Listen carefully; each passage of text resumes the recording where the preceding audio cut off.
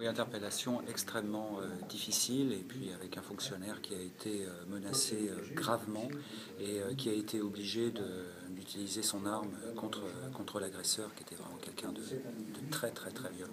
C'est totalement un tir maîtrisé, donc les fonctionnaires de police, vous savez, ils utilisent l'arme véritablement en dernier recours. C'est vraiment quand ils n'aiment pas utiliser l'arme s'il y a des possibilités donc d'utilisation des armes qu'on dit intermédiaires. Donc là, il a été menacé tellement gravement qu'il a été obligé d'utiliser son arme, parce qu'il faut savoir également qu'on a travaillé avec la Sûreté Générale de la SNCF, également, qui a été impliquée sur cette affaire, parce que ça a été assez long. Ça a commencé à la gare, l'individu s'est enfui, et donc ensuite il a fallu qu'il soit maîtrisé, parce que dangereux, et puis dangereux pour la population aussi, parce qu'on ne sait jamais ce qu'un individu comme ça, tellement violent, qui fait des menaces de mort donc à l'égard des services publics, donc que ce soit Sûreté Générale ou police. Donc forcément, il faut interpeller ces individus. L'individu en fait s'est enfui donc sur les voies.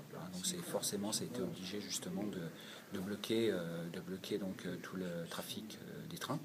Et donc cet individu a fait quand même une progression et puis un cheminement important. Et à un moment donné, donc il a été étant poursuivi, donc il a sauté par-dessus un grillage, donc, et donc c'est là que se sont déroulées les menaces les plus graves. Donc, moi, mes fonctionnaires, comme je vous disais, ils sont courageux, donc ils ont beaucoup de discernement, ils sont professionnels, c'est comme ça qu'ils sont formés, et donc ils utilisent l'arme en dernier recours.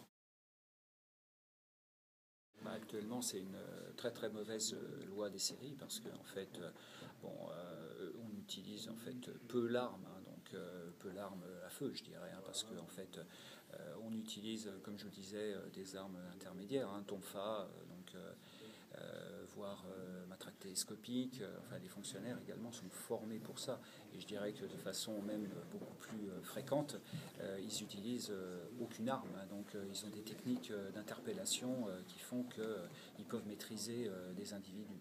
Sauf que là, effectivement, on a des individus, les fonctionnaires sont confrontés dans leur travail quotidien à des individus de plus en plus violents. Alors, violents pour différentes raisons, donc il peut y avoir des raisons d'ordre psychiatrique, d'ordre d'absorption d'alcool ou de produits stupéfiants, et puis un mélange un peu de tout, et puis avec la volonté d'un individu d'échapper aux forces de police, d'échapper à l'interpellation suite à une commission d'infraction. Donc c'est vrai que là, les fonctionnaires, ils doivent réagir, et donc il y a une nécessité, bien évidemment, beaucoup de discernement, de sang-froid, et sang-froid à titre personnel et en tant que chef de service, que je félicite profondément.